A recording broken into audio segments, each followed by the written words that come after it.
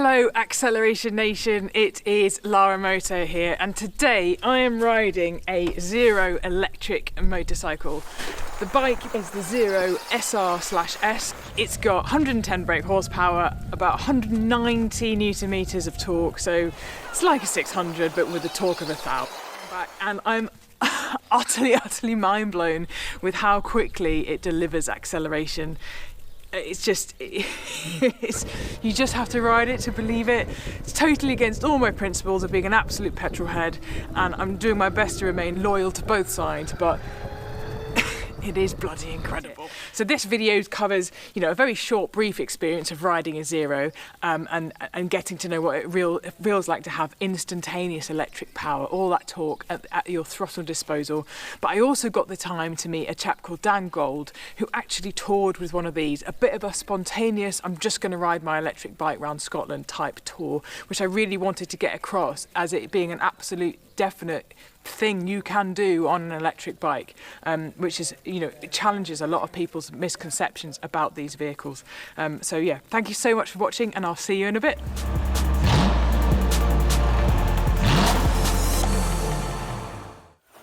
Oh, this is weird. Different. I find there's a lot of difference now. I find these ones are a lot more flickable and... Yeah, they feel actually quite lazy up top. Yeah. Yeah, it feels like there's plenty to play with. Yeah. But so, this is more like a tourer. Yeah. We can probably go side by side down here. It's quite nice to stand up on that one, I found. Yeah. They're lovely to stand on. Weird having electric. I'm gonna be in all these potholes.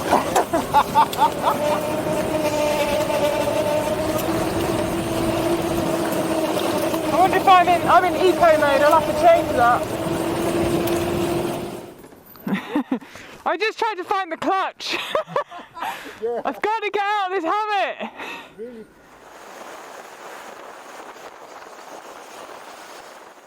Dan and I spent the morning thrashing these Zero electric bikes on these brilliant country roads and really getting a feel for the bike. Yes, instant power, great manoeuvrability, and just really enjoying that electric torque. I spent the afternoon interviewing Dan, and that's what the rest of this video is about. He offers a really unique insight into what life is like living with one, compared to me, turning up, riding for an hour and trying to give my opinion. So I really hope you value the time I spent with him as much as I did. It certainly challenges the status quo, what you can do touring wise on these bikes, and how you can make them part of your life. Really hope you watch it. See you at the end. Hello everyone, I've just been invited to come and try out some Zero bikes, and I've met this fantastic character, Dan Gold, who has actually got quite a lot to share about living with electric, which is what I really wanted to get across. So Dan, firstly, absolutely great to meet you. Uh-huh. Do you think you would have identified yourself as a bit of a petrol head? Yeah, I'm totally a petrol head. Yeah. I love my cars, I love my bikes. I've always had a couple of motorbikes. I've had everything from Davidson Road Kings to little Sportsters to Fireblades. Yep. I had a Fireblade SP for a long time. Wow, good and yeah, it's lovely. And I had the Africa Twin, and then I'm a massive Goldwing fan. Okay. And then yeah, I know. Yeah. Sorry, all credibility gone out of the window. No, I mean, but I love petrol. I love engines. I love anything that moves, and I've always ridden bikes since I was really young. I've got an opportunity to ride this bike for an hour or so. Dan actually went touring on one of these. Yeah, I think. Might have actually been this bike. One, yeah. The torque is absolutely outrageous on them, and I think my arms are a little bit longer because of it. I used to fit this jacket, and now it's like, so you really got to hold on. And the other thing is that you've got the power 100% of the time. So if you go into a corner and you can just keep it under power the whole way through, which is really good fun. That's what I found quite brilliant about it, because sometimes you make a decision about when you want to overtake, and you might have a down change which hopefully you've already prepared, or you might need to be in your own power band. But when I was following you and the gang, it was just like I didn't need to decide, it was just instant power straight away, and it is a little bit mind-blowing. It's just available, and there's no revs to build up to then deliver it. It's just there, and that was the biggest step yeah, the absolute. It is just blisteringly fast. Yeah. I remember looking down and going, "Hello, cheeky." Yeah. Because I haven't. It's almost like on a petrol bike, you earn the speed. Yeah. You've got to Yeah. think about it, plan it, get the revs up. Yeah. You send. You get somewhere, and there's a great hurrah and noise and atmosphere about that. Yeah. But what I enjoyed about our little blap was. It's just like ah, Exactly. and then you'd roll off because it's now a 30 again, and you're in this little village. Yeah. You don't feel like a poo head. You're resonating off the walls of this village, and you're actually just like you're Yeah. cycling through. But did you see the old people? They were like, they look at us and then they get all confused because there's no noise. They're used to like the bikes coming blaring through, and Yeah, and yeah. it's quite annoying for them. And the one thing that I found when I'm sort of cruising around on it is that people are a lot more friendly towards it because It's true. and that's kind of cool. I totally agree with you, and it is just a different experience. And I know there's a lot to be spoken about, and if you are a petrol head, fair enough, but you really have to try riding one of these and just open the options to it. So Dan, what I really wanted to get out of you was you went touring. So a lot of the feedback I get is, oh, it's electric, it doesn't have the mileage or range or convenience, but you went, what, over Scotland? Yeah, I went up to Scotland. Yeah, so Yeah. basically I did a couple of tests. The first test was to see what's the range on it, and I rode it until it basically went to 0 miles, and I timed it perfectly, and I rolled up to a charging point. Unfortunately, that charging point didn't work, and then I had another 8 miles. I could still go for another 8 miles. So the good thing about them, even if you do run them out, there's still a buffer zone. Yep. You're not going to get stranded. So that kind of filled me with a bit of confidence before I set up, and we sort of talked about, can you do it? Is there enough charging points? And when you first sort of go into electric vehicles, you don't really see all the charging points because they're not like big petrol stations at the side of a road. They're kind of like in car parks like this, or at the back of a gym or whatever. So once you start to look into it, I was like, there's quite a lot. So I just set off. I didn't plan anything, and I didn't even bring a cable. That's the bit I find fascinating, because you think you'd have to be pretty OCD about when I'm getting my next charge point in, have I got the right equipment for it? So you were pretty spontaneous, Yeah, and you forgot what you'd consider as essential equipment. No, and I just packed some clean clothes, and let's see where it takes me. And basically, so like a couple of months before, I'd done a massive tour on a petrol bike through Europe, and I'd actually rode for 29 hours solid, just to see how far I could get. And then this was so different because it almost brought me back to when I started motorbiking, where I fell in love with it. It was a much smaller bikes, it was much simpler bikes, and with this one, it kind of forces you to enjoy the journey. So where the other one, I was just on the motorway, sort of down like rain and just stop, fill with petrol, and then back again. And this one, just like you look at a map, you got something called a sat map, or you got I think it's called PlugShare, and it tells you where the next charging points are. So you find a village where there's like maybe 2 or 3 different charging points, and then you just head for that village. Then you top it up from there, and it might be 10 minutes, might be 20 minutes, because you're obviously not at 0. And then you just go on to the next, you look at a map and go, oh, go there. So it's almost flooding the thing, and it took me on some amazing roads that I wouldn't have taken normally. That's fascinating. And they are much better on A roads rather than motorways, because on a motorway you don't do any regeneration, so you're just absolutely just taking the energy out of the battery. But when you're going on the little roads and you're doing the turns and stuff, A, you're having more fun, and B, you're regenerating it and you're using a lot less of your battery. So it was really good, and it was amazing. And these charging points are normally in really beautiful places. So I ended up, one was like on a beach in Scotland, and the other one's like little villages and stuff. Any kind of beauty spot where you have a car park will normally have a charging point. So I think I really connected to what I fell in love with motorcycling, and that's the freedom and the sort of, you can just go anywhere. And that was the one thing I was worried about. And I think that's the one thing maybe that a lot of people worry about, that because it's electric, that freedom isn't there. But if you think about it, there are more electric points than there are petrol stations. You know what I mean? Yeah, fundamentally, yes. On any route you take, there'll be Yes. more charging points than there will be petrol stations. So you actually got more freedom. But it does. We just got to change that mindset. And once you realise that, and then I was like, damn, I could go anywhere. You know what I mean? And then Yeah. I just got more and more adventures, and I ended up right up in Scotland. And the only reason that I was going to do the NC 500, but COVID kicked in, Yeah. and everything got a bit weird. The hotels started closing down, Yeah. and That can I get couldn't weird. get food. Like restaurants weren't taking, and I was like, "Oh shit, I better get home." So yeah, but yeah, you can totally tour on them. They're you know, it's got a 108 mile range, Yeah. and in between stops, and if you've got the quick charger, then yeah, it's Yeah. just a quick cup of tea, and Yeah. you know. That's the biggest message I'm taking away from you that I just didn't realise is you just have to absorb the journey a bit more and rest, and Yeah. you're going to compromise where you don't have the instant power of Yeah. one's fuel. Yeah, But yeah. you're going to actually take the time to sit and enjoy where you are Yeah. rather than get to next destination. And get it, next and it destination. didn't feel like I was compromising. It didn't feel like, oh, you know what I mean? It was just I mean, if you're the kind of person who goes, okay, we're going to Italy and we're going to do it as quick as possible, then it's not the touring bike for you. But if Yeah. you're the person that kind of likes to explore roads, you love the journey and you enjoy the riding, you know what I mean? Then this, like, it will open your eyes back up and you'll fall in love with motorcycling again. And there was a moment, it's going to sound a bit twatty, but I was going through the border countries for Scotland, and I was completely on my own. I hadn't seen another car for a couple of hours, hadn't seen another person, and you're going through, and there's these enclosures where, you know, animals and stuff are just roaming free, Yeah.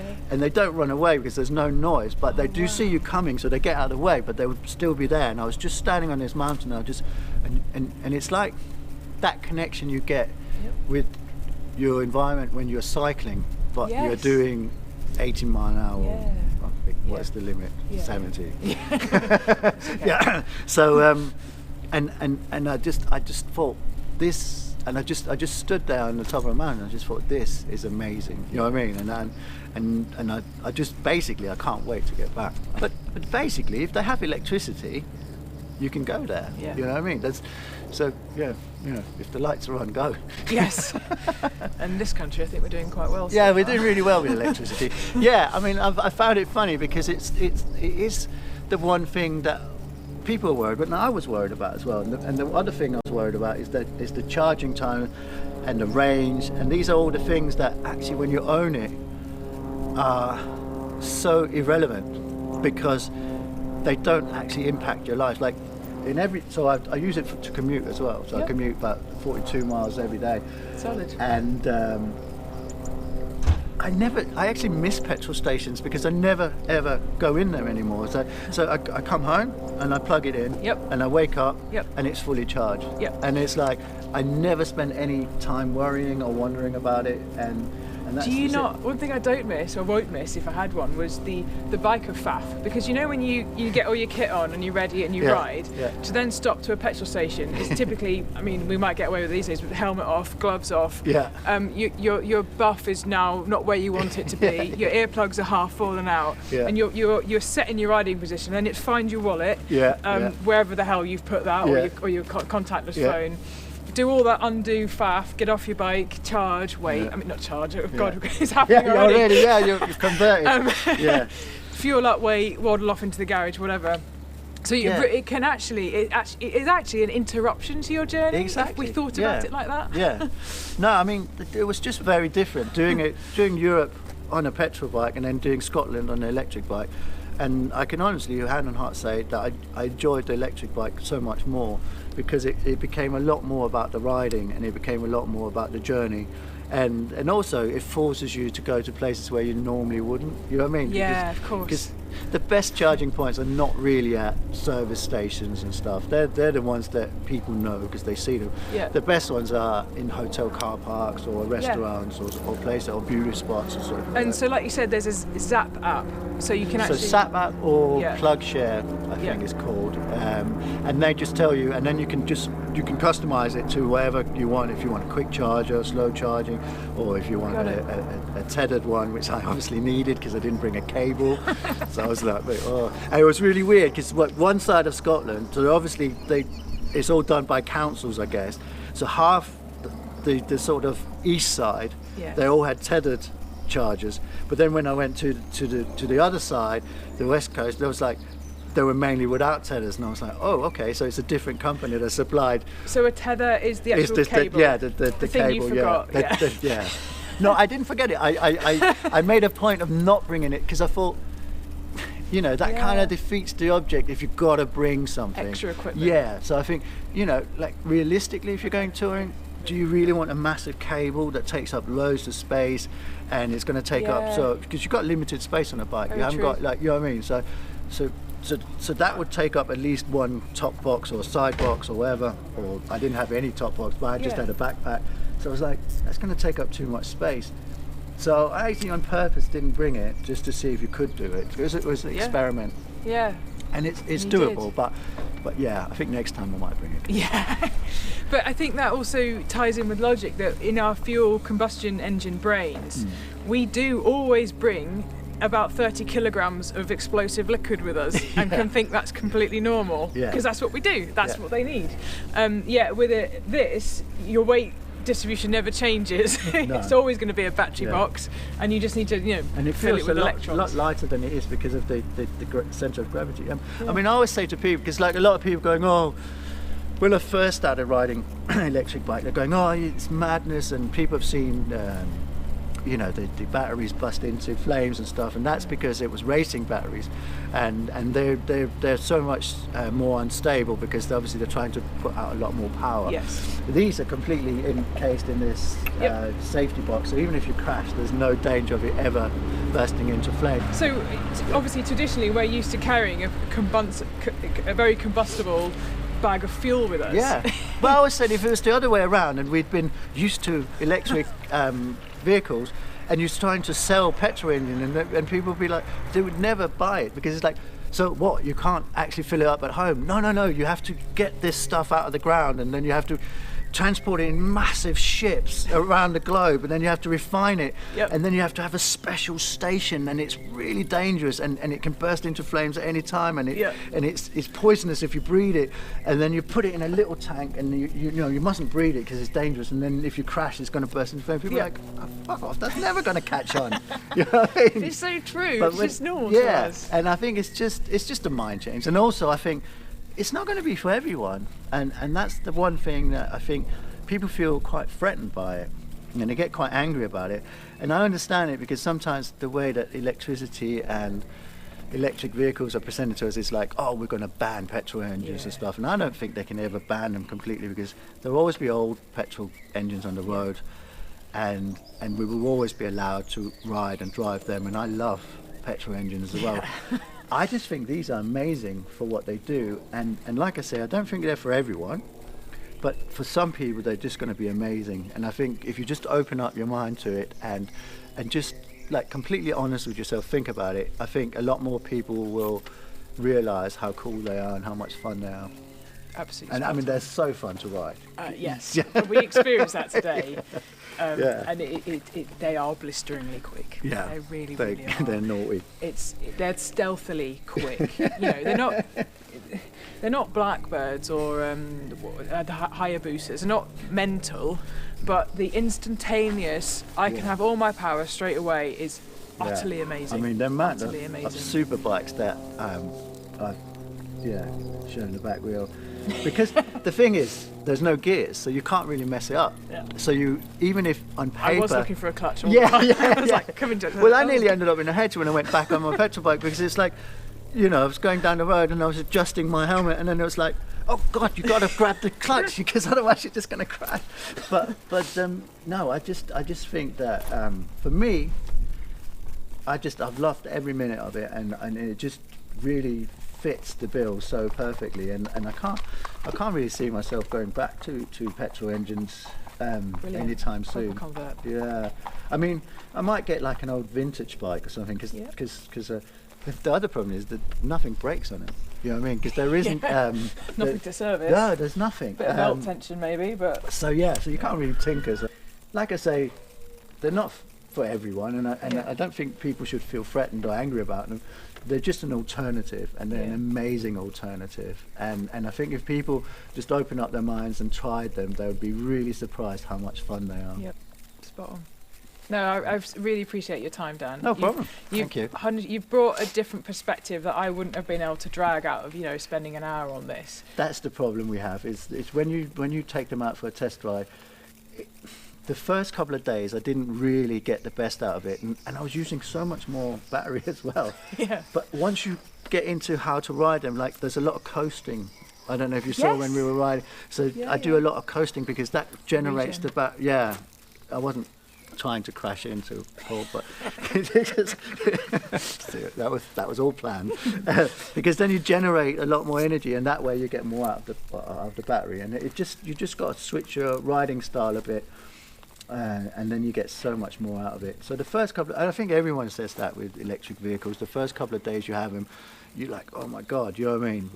I used to arrive at work and I had maybe 20% of my battery left. Now I arrive at work and I have 70%. That's how. Oh, that's interesting. And I actually doing it at the same time. It's same just, journey. Yeah, it's just how you ride it. Yeah. So that is fascinating. It's amazing. Yeah. Yeah. So, but they're great. Got it. Everyone should go and try one. Yeah, I can only agree. Yeah. So thank you very much, Dan. Oh, thank you I really for having appreciate me. it. I hope I get to ride with you again in that'll the be near fun. future. Now that we're getting more freedom. Maybe Cheers. I'll catch you next time. Awkward. Bye. I've reached the end of the afternoon with this bike. I hope I've kind of got my point across. They're very divisive, but they are here to stay. I fundamentally believe that there's so many options to two-wheel transport. We've got phenomenal array of combustion engines at our disposal, but an electric is in no way intended to replace them. But as avid motorcycle riders, I hope that we can all join and respect the fact that everyone wants to get out on two wheels. And I think these electric bikes just offer a different alternative if you're up for just trying them out. I've learned so much in speaking to Dan, and the bit that really made sung to me was the experience of it. I mean, yes, we'll thrash our petrol bike and it'll be amazing, and the sound and the noise and the power and the fun of them. You can never replace that. And I do feel like you lose a sense of identity in riding an electric bike. But actually, without the distractions of gears and clutches and exhaust noise, there's actually wonderful serenity where you can actually really connect with what you're doing on the road. Sounds a bit fluffy, but it just makes them a little bit special. So I'm going to be really open-minded, and I might see one of these in my garage in the future.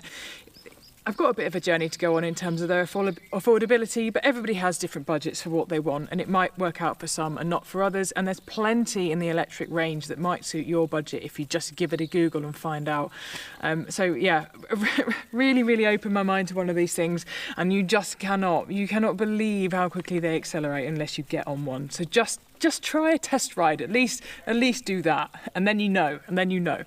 So thank you so much for watching. I really appreciate it. If you haven't subscribed already, please join my Acceleration Nation. Just click on that subscribe button and ring that bell.